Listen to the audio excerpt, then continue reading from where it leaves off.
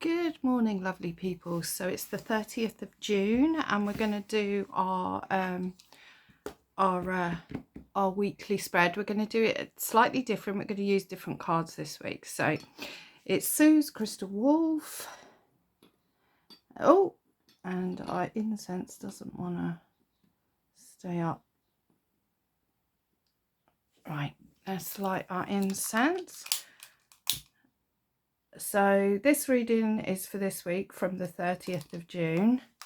But if you come to this reading at any point in the future, you'll be able to take a lot of what is said here, even though it was done for this specific time. So do I need to move that? That's a bit better, isn't it?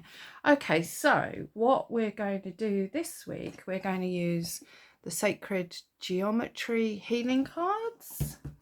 We're going to use the Crystal Connection by Adam Barrelay, and he's amazing. If you want to look him up on YouTube, unbelievable. The man knows so much about crystals and nature and everything. I mean, he's just really, really cool. And we're going to use the Wisdom Keepers by Rosie Aronson. I haven't used these in a while. These are the ones that I use for the gene keys and stuff, because she's worked with Richard and they've done now the animal dream arc animal, which connects to the gene keys as well. I think there's a deck coming out soon. I can't wait to get my hands on that deck. I haven't really worked with the dream arc with the gene keys much, but I do know my animals that connect with my gene keys and stuff. So let's start with a Sacred Geometry card. We are going to use the rune. Oh, I haven't taken out my individual rune. Where are you? It's hiding this week. Normally it falls out. There we go. So we put that there. Again, we're using my hand forged runes. Oh my god, I love these runes so much. Okay, so let's get going. So let's do a shuffle of the Sacred Geometry cards. I do love these cards. These are amazing. They've got the Solfeggio in here. They're just amazing cards. I get quite a lot from these. So what we want to do is we want to look at the energy that is going to be with us this week, how we can work with it, how we can cope with it, how we can transmute and change it. Yeah, just all of the things. Let's go by halves. Let's go in, let's dive deep. And the card that we are going to start with is, I'm going to definitely do split into threes. We're going to take that one. Oh, lovely. Yeah. So we've got the hexahedron. So we're laying down our foundations. So what we need to do is we need to look what they are. We need to focus on what we feel our foundations. There we go. What our foundations are, what it means to us. It's going to mean different things to different people. You know, it might mean you might need to look at your foundations with your work life, with your home life, sort of with your shadow work. You know, you want to look at you want it lay your foundations of who you are, how you're seen in the world, what you want others to see in you, what you want to look at. So that's our first card, and I think we'll go straight to the Wisdom Keepers, because that will... Oh, I've lost my wisdom. Oh, there. these are really big cards. They're quite hard to shuffle. There's a lovely card in the box that is like a mirrored card. So when you get that, it's literally about you. But each of these wisdom keepers, these were black and white drawings that Rosie did. These people came through to her. It was all very much channeled, and they came in and they gave their stories. Yeah, amazing, absolutely amazing. So which wisdom keeper is going to help with us laying foundations and maybe give us a bit of a look at maybe what type of foundations? Oh, so we've got equality, 37 equality. So what is she saying to us? She is talking about equality on a global level and on a level that is just about us and what's going on around us. And, you know, do we feel that we've got equality? Do we feel that we give out equality? Do we feel that there's something round us about equality and what we need to look at? I normally do like to read a little bit in the book, because Rosie really went into the making of these cards and everything really strongly. So in the gene keys, number 37 is equality, which is the gift, and then the shadow is weakness, and then the siddhi is tenderness. So I'm not going to read the whole wisdom story, but basically she was born into a girl's body but felt like a boy, so it's that sort of equality, and it goes into the story of that, but it's going to be a long reading if I read all that. So my gift to you is, I am your friend. I have deep respect for you. I don't want you to change who you are at your core. You are completely unique, worthy being, and there is a place for you in this world of ours. I see you with deep tenderness. It is time to take your place with pride, humility, and profound self-acceptance. When you look at yourself, see your weaknesses and your vulnerability as your strengths. When you look out at the world, see beyond polarities, beyond gender stereotypes, beyond patriarchy and matriarchy. Aim your eye towards synthesis, to the entire continuum of beauty available to all of us. Equality is your birthright. You and me, we are family. So when we look at that foundation there, I think this is a week of, like, you know, deep work, deep shadow work, going within, looking at that, looking at how we feel about that. Do we feel you know, unequal to others? Do we feel that others are better than us? Have we been made to feel small? Have we lived that? Are we being small? Are we staying small so we don't upset others? Are we not giving out our trueness? You know, maybe we are quiet and shy because that's been put on us, but actually we're vibrant and strong and loud people, but we've, you know, our voice was taken away from us. Our you know, it wasn't safe for us to project our voice out there, so we've gone small. So it's like, looking, you know, you have every right in this world to be totally you. So you want to look at laying that foundation, making it really, really strong. So if they're, you know, I think it, you know, with just these two cards, obviously it's a deep reading, it's a bit more than we've done in the last couple of weeks. It's a bit more getting in there, and it's interesting because the last couple of days I've been looking at shadow work a lot, and I've been looking at, you know, my certain cards, and this is why these came up again, because I was looking like what, you know, what would be a great set of cards to use with shadow work, and obviously these are just perfect for shadow work.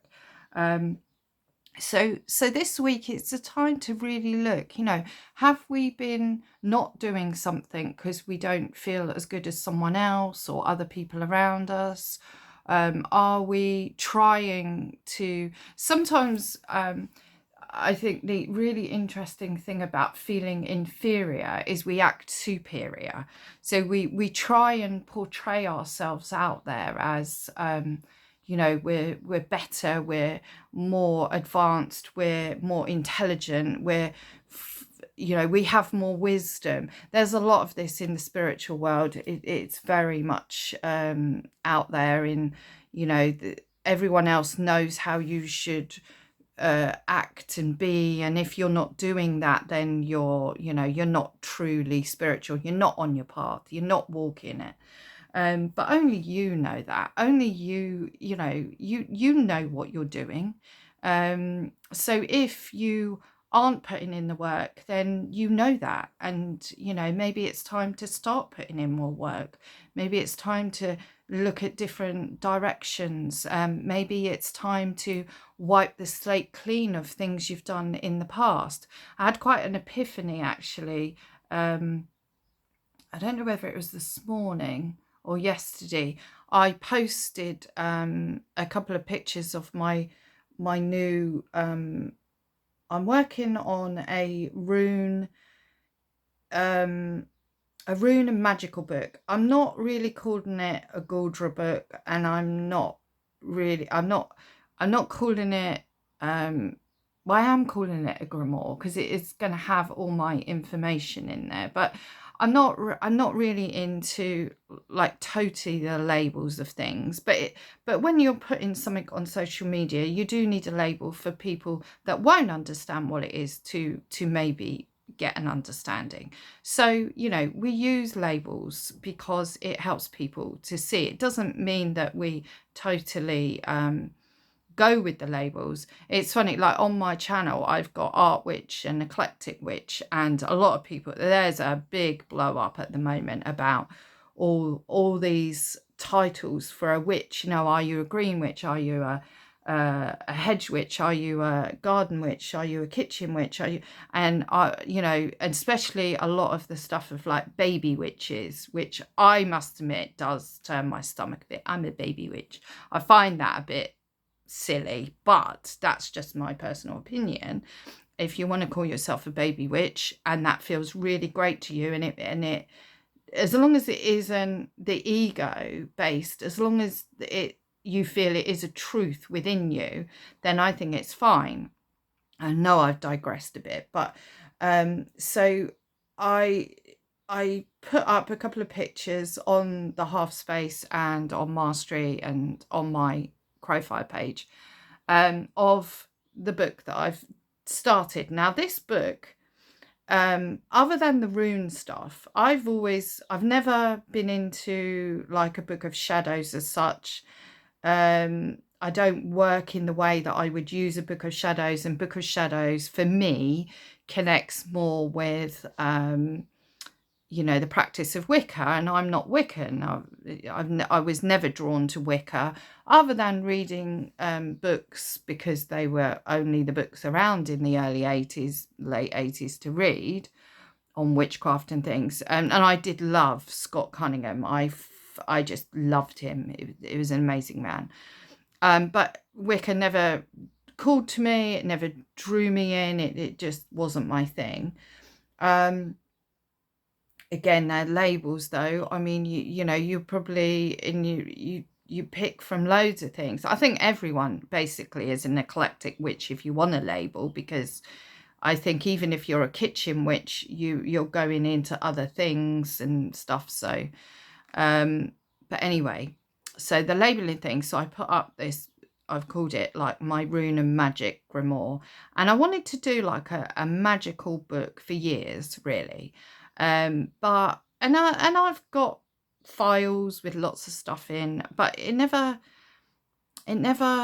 gave me anything really that filled my heart or joy doing it. And I just, I'd print off stuff off the internet, keep it in a file. I'd write stuff out, keep it in a file.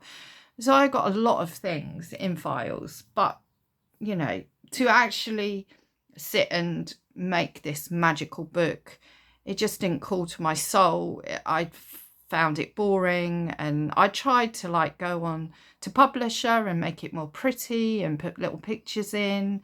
That didn't totally work, but it felt a little bit better. And then the more I've done with my creative side, my art witchery side, the more I've sort of, I've made journals. I love making journals, absolutely love making journals. Made a journal for my Birthing Soul journey. I made the paper, I printed on the paper, used my jelly plate to make papers. I tea dyed and stuff like that.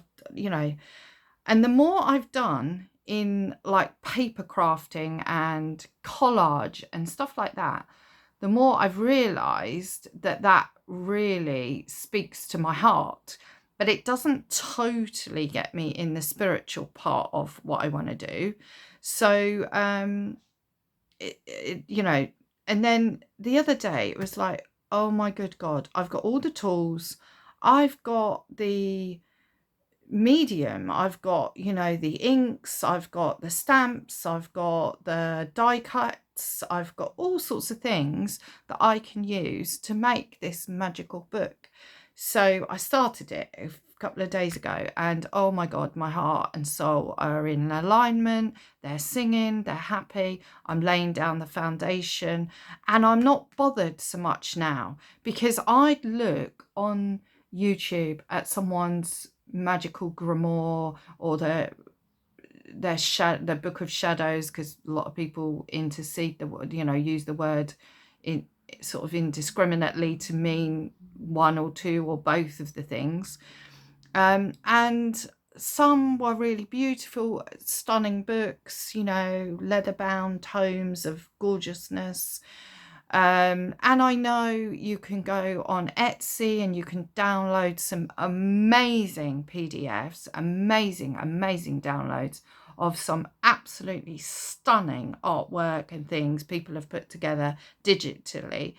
And I have got some digitals of rune stuff that I probably will print out some, because I just found them aesthetically pleasing and beautiful. But anyway, I started, and I posted yesterday one of the pages, my first sort of finished page. I thought it was finished and it wasn't. It had more to say, so I added some more artwork and bits. And it is totally me. It's absolutely my way of doing it. It fits perfectly. I will write out a lot of stuff, so there will be tons of information in there. It won't just be pretty pictures that I find aesthetically pleasing. Others may not, because it's very collagey. But I love that. I love the layers. I love the stamping. I love the die cuts. You know, it's just so me. And it feels correct now, and it's taken me years to get to this place where I would feel that my book now stands up with others. Others might be more beautiful in a way, or more intellectual in a way. They might have a lot more of the sage wisdom written down, you know, fantastic. I'm not one for poems and things like that. I don't weave beautiful words together. I basically write how I speak, fast, no punctuation. It's like, but it's me, and that's the thing. It's like, don't look at others. Don't perceive yourself as not good enough and not strong enough and not you know, not enough, just not enough. So I know that was a long ramble to get here, but I felt that story was poignant in that way, that I've struggled all these years to do something that my heart and soul truly wanted to do, and I just couldn't get there because I didn't feel enough. I didn't have enough of this and enough of that. And that is correct in some instances, that I didn't have the I hadn't done the journal making, I hadn't done the paper crafting for me to get there. I wasn't into scrapbooking back in the 80s, 90s. It wasn't my thing. So I didn't have those types of skills in, you know, that, I mean, you'd say that collage isn't a skill because you're cutting out something and pasting it on a page, or glue booking isn't a skill.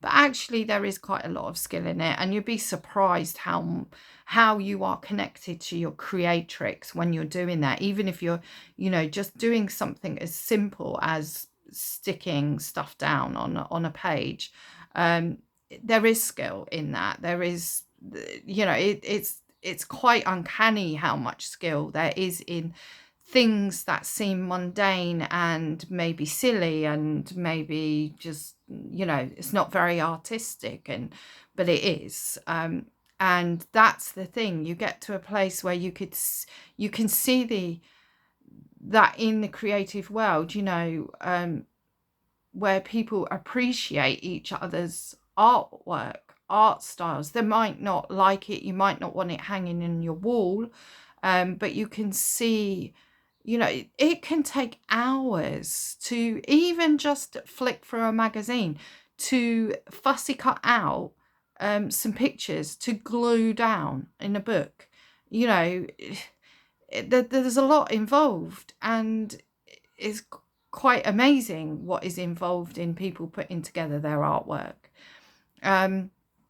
And it doesn't mean that their soul's not in it because it seems something silly, whereas, you know, something that is more academic, or, you know, more like fine art, let's say, is, well, that's superior. It's not superior.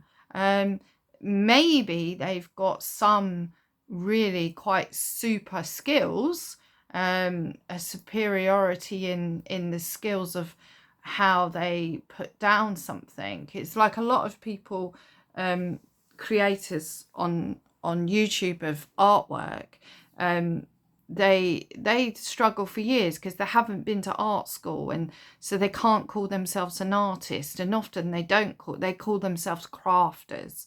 And that, oh my good, the equality thing in that of like, well, are you actually an artist, or are you just actually a little crafter? You know, you're just a little crafter. You're just, you know, you're a silly little woman or man at home just playing around with bits like you would as a child. Well, children are amazing artists, you know, even if their picture looks quite amazing of some really fantastical creature that's meant to just be a giraffe, and it looks like something out of, you know, some really weird fantastical beast thing. But and the reason children are great artists is because they are not looking for approval of their artwork. A lot of the time they will show mummy, daddy, you know, teacher, whatever, but they love what they've done. They've put their heart and soul in it, and they, you know, and actually this is where a lot of artists get shut down in childhood, because they're told, oh, you know, well, it doesn't actually look like a giraffe. I mean, imagine saying that to a poor child. Oh, well, what is it? It doesn't look like a giraffe. You quash that inner artist, and we have all got an artist in there. It's one of the archetypes. It's in there, and it can come out in so many different ways. But yeah, that I hate that you're either a crafter or you're an artist. No, you're all artists, and you use craft. So you use paper craft, you use woodcraft, you use polymer clay craft. I mean, you use stuff for the crafting, for the artist purpose, or for the creating art my God, this is a long bloody waffle, isn't it? I do apologise, anyone watching this, they've probably turned off a long time ago, but it seems to have gone into quite a deep, shadowy work reading.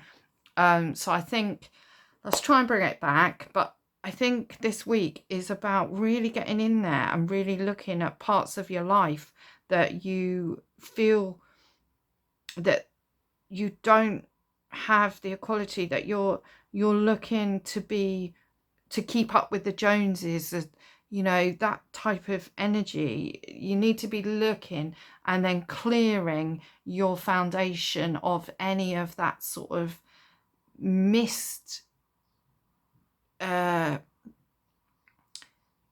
No, that's not the right word. Not mist.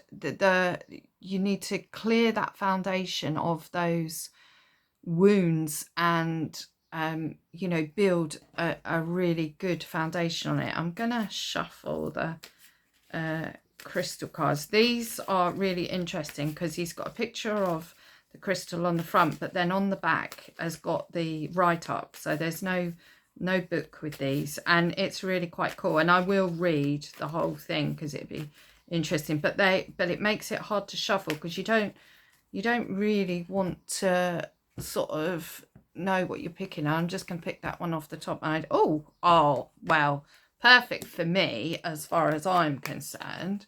Let me just put them to the side. So we got Labradorite. And Labradorite, for me, I will read what Adam says, but for me is about magic.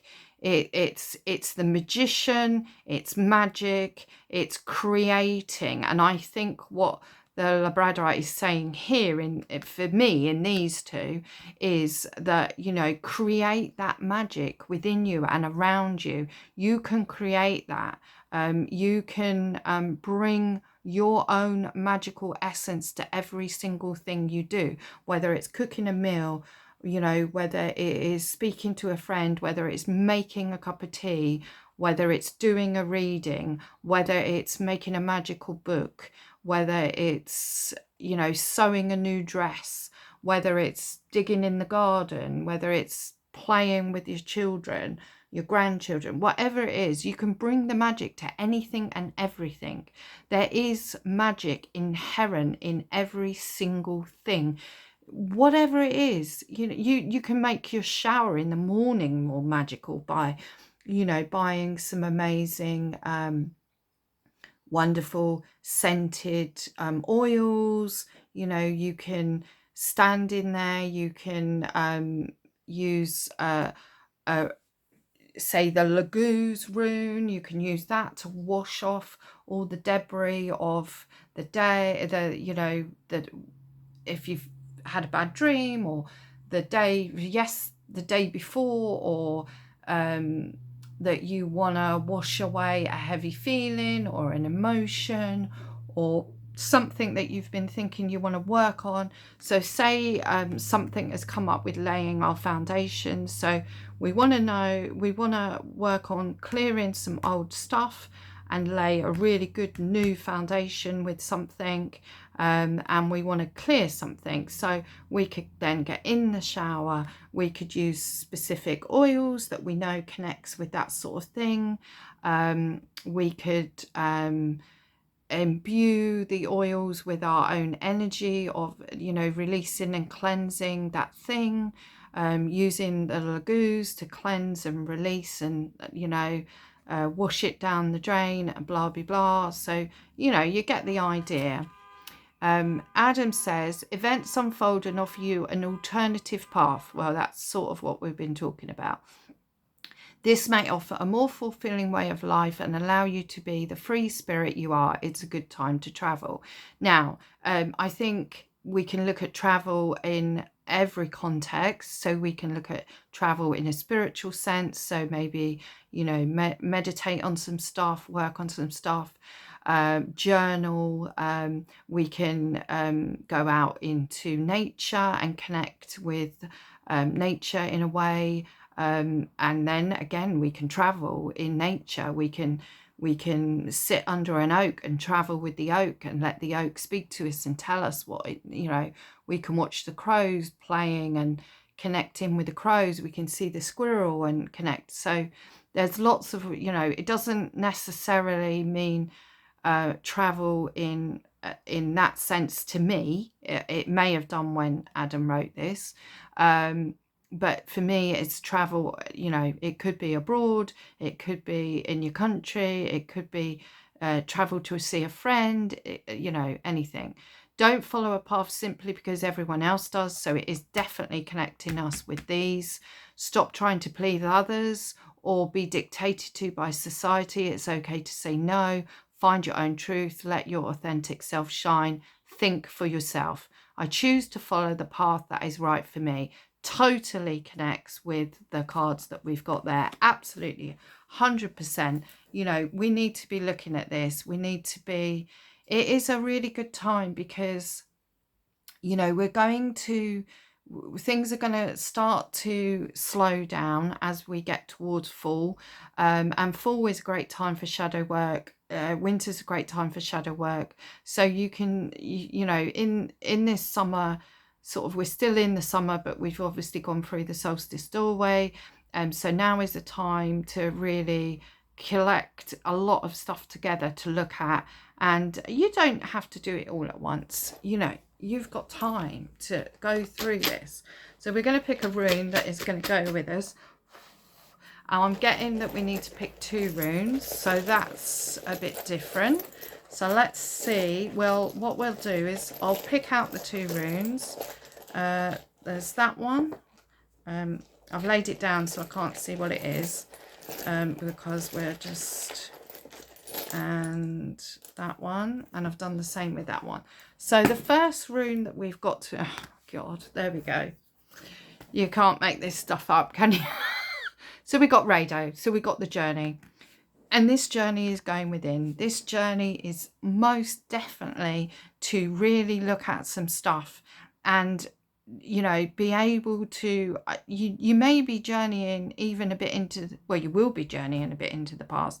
You'll be journeying back into bits that you want to get rid of, that you want to look at, to move forward.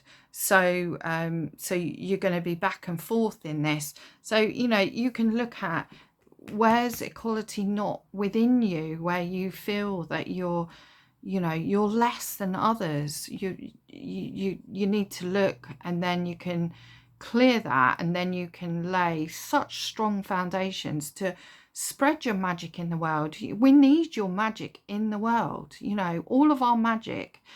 Every single person has unique magical essence, a magical signature. That signature needs to be within the context of the whole world. Everyone's signatures together makes the most amazing symphony of sounds and energies, and it just builds on what is out there. And, you know, the more you can clear stuff that is making you feel small or making you not stand totally in your power, you know, because even though it's on a level of self, it does clear the collective. So when you're working on equality within yourself, you are actually clearing a lot of shadow in the whole collective. You are removing that piece of shadow that was out there, that you were holding. You know, so you clear that and you shine a light then. And it also helps, then it vibrates on the web, and then you know, others feel that vibration, and then they can look, then they can go in and look where theirs isn't correct. Wonderful. We're in the month of Fayou. The month, I've given it a month. It's 2 weeks, not a month. Sorry. So Fayou, perfect. First rune, the rune I worked on yesterday. The Fayou rune is about wealth. And when I started looking into Fayou, I wanted to look at it in a shadowy context of be able to use it to look at shadow work and that type of thing. And for me, it was very much about self-worth. And I was like, oh, okay, yeah, I get that. And so for me, in this context, we're looking at wealth as in self-worth. We're looking at how we feel about ourselves, the wealth, the gold that we hold. Every one of us has a pure gold essence, and we can put that out into the world, or we can give the weaker. I look at it weirdly, because gold is used to speak about Feyú, and not the color, the actual metal gold. Metal can't be gold can't be tarnished. It is how it is, and it stays like that. But we get tarnished, and I look at it as the connection between gold and pyrite. I love pyrite, but pyrite's nickname is fool's gold because it was found. People thought, oh, we've got gold, and they found out no, they haven't. They've got another metal, mineral that is pyrite. So it fooled you. And I think that's often the case with us. We think we're shining out our gold. We think we're giving the world our gold. And actually, we're fooling the world and ourselves, because we haven't cleared some dark, shadowy stuff. And once we cleared the dark, shadowy stuff, then we are shining true gold, not pyrite. Pyrite has amazing energies. It's a fantastic thing to work with. It's got a very masculine energy. It's very protective. If you look at it in the crystal sense, I'm looking at more psychological, of the fact that, you can get fooled.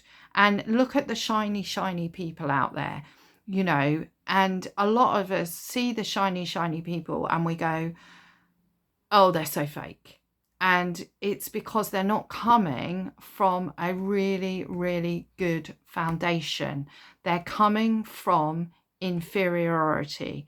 And so when someone comes really strongly from an inferior state, they then put out superiority. So they try to make themselves feel better, make themselves less insecure by pretending they're so secure and they're so vibrant and they're so out there. And they don't, most of the time, they don't even know themselves. Others pick up on it because we're really, really clever at picking up that vibe.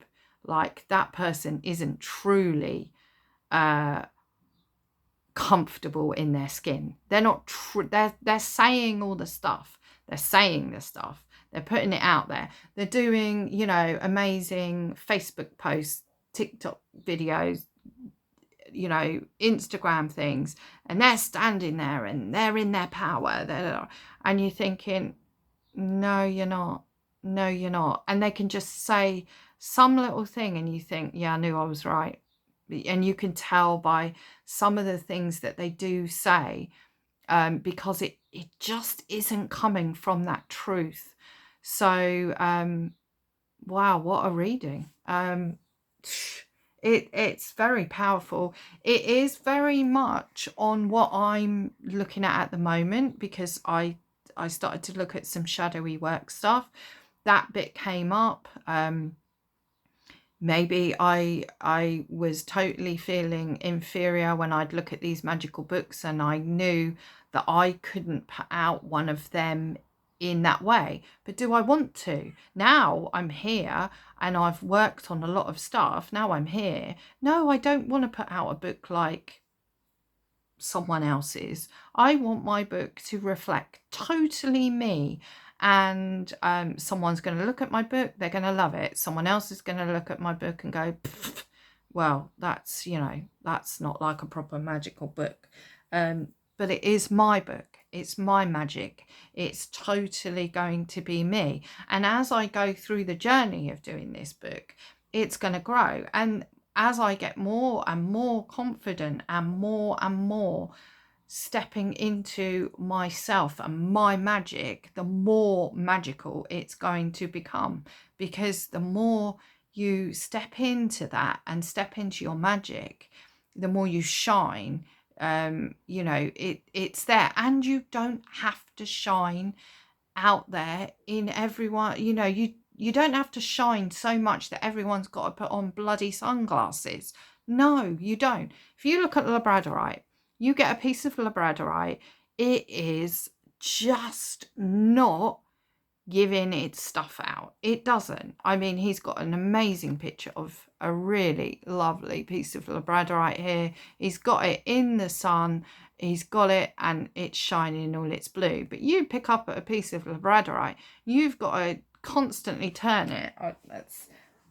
Let me get a piece. I'm sure I've got a piece to hand somewhere.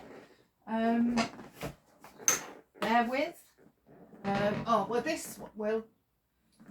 this is one of my ravens that I work with Odin.